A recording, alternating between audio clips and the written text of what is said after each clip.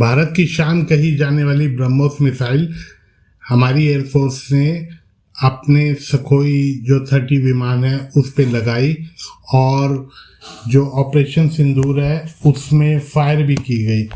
ये 15 missile fire की गई जिससे कि पाकिस्तान के जितने भी एयरबेस थे उनको ध्वस्त किया गया।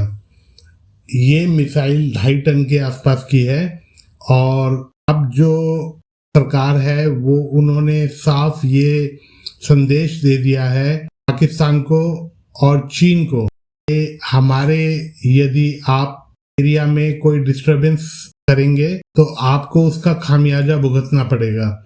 अभी भारत ने अग्नि-1 मिसाइल का टेस्ट किया। ऑपरेशन सिंदूर के दौरान पाकिस्तान ने कुछ बैलिस्टिक मिसाइल्स का इस्तेमाल किया जो कि शॉर्ट रेंज थी, तो उससे भारत ने ये महसूस किया कि हमें भी ऐसी शॉर्ट रेंज बैलिस्टिक मिसाइल की ज़रूरत है, तो उसके लिए ये टेस्ट किया गया है जिसमें पृथ्वी 2 और अग्नि-1 बैलिस्टिक मिसाइल का टेस्ट जो है उड़ीसा रेंज में किया गया। पृथ्वी मिसाइल जो है वो एक घातक बैलिस्टिक मिसाइल है शॉर्ट रेंज, जो कि खास तौर पे पाकिस्तान के लिए बनाई गई है। उसका कारण क्या है कि पाकिस्तान का जो बॉर्डर हमारे से मिलता है वो काफ़ी पास है और पाकिस्तान भी भारत के काफ़ी नज़दीक है, तो उसके लिए एक शॉर्ट रेंज बैलिस्टिक मिसाइल की ज़रूरत थी जो कि भारत ने बनाई।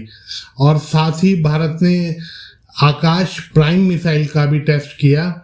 ये आकाश प्राइम मिसाइल जो है ये एंटी एयरक्राफ्ट एंटी ड्रोन है। इसको ज़मीन से आकाश में फायर किया जाता है जिससे कि ड्रोन फाइटर प्लेन को रोका जा सके। और इसकी जो टेस्टिंग है वो भारत ने 15,000 फीट पे की है। इसकी जो रेंज है वो लगभग 40-50 किलोमीटर की है। और आकाश प्राइम मिसाइल का जो टेस्ट है वो लद्दाख में किया गया और इसने वहाँ पर 2 टारगेट्स को डिस्ट्रॉय किया।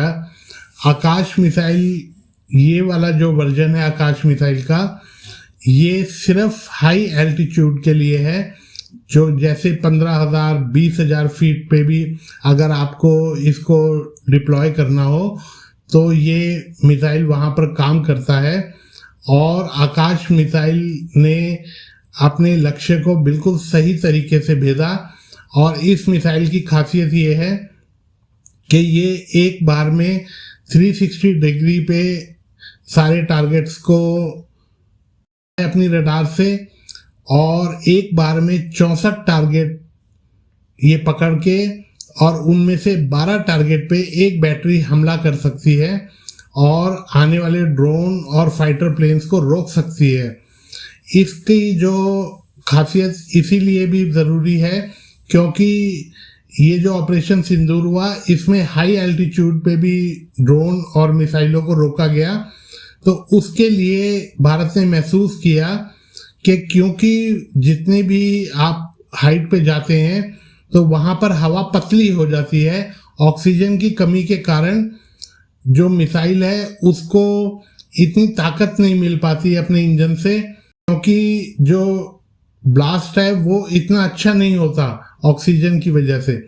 तो इसीलिए इसमें कुछ ऐसे परिवर्तन किए गए हैं जिससे कि ये हाई एल्टीट्यूड पे भी और ऑक्सीजन की कमी के दौरान भी अपना काम अच्छे से कर सके।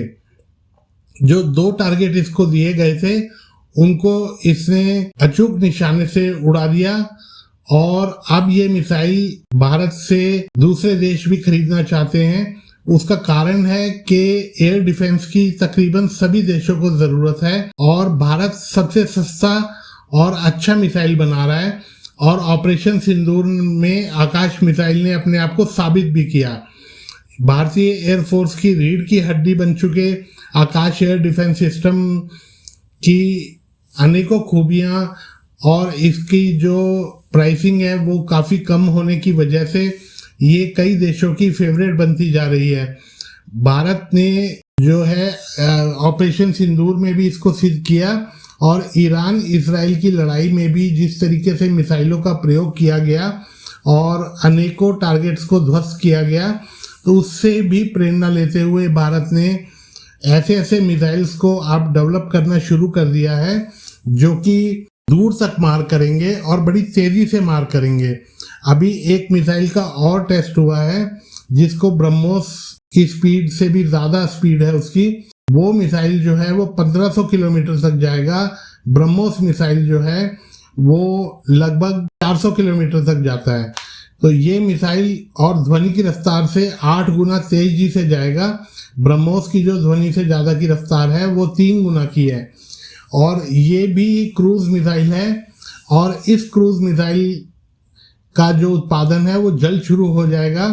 और इजराइल की लड़ाई में हमने देखा कि किस तरीके से उन्होंने बैलिस्टिक मिसाइल्स का इस्तेमाल किया ईरान ने।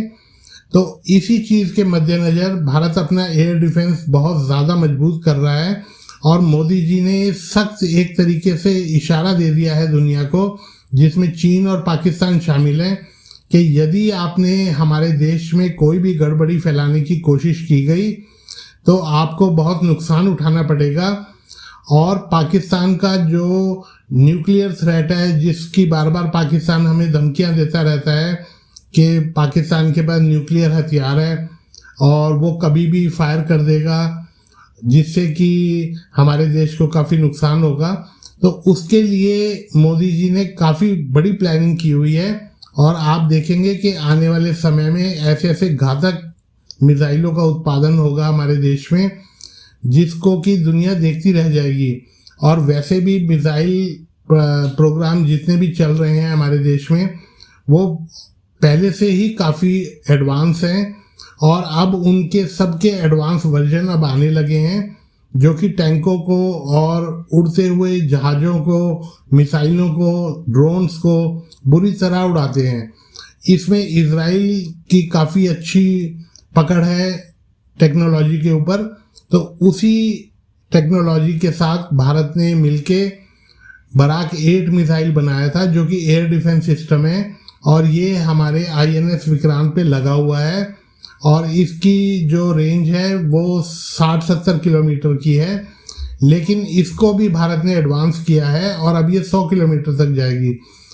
कई मंत्रियों के साथ मोदी जी ने मीटिंग की जिसमें यही फैसला लिया गया कि भारत को अपने मिसाइल प्रोग्राम को और तेज़ी से और बढ़ा चढ़ा के उसमें हिस्सा लेना पड़ेगा, क्योंकि आने वाले समय में एयरफोर्स और मिसाइल का ही ज़माना रह जाएगा।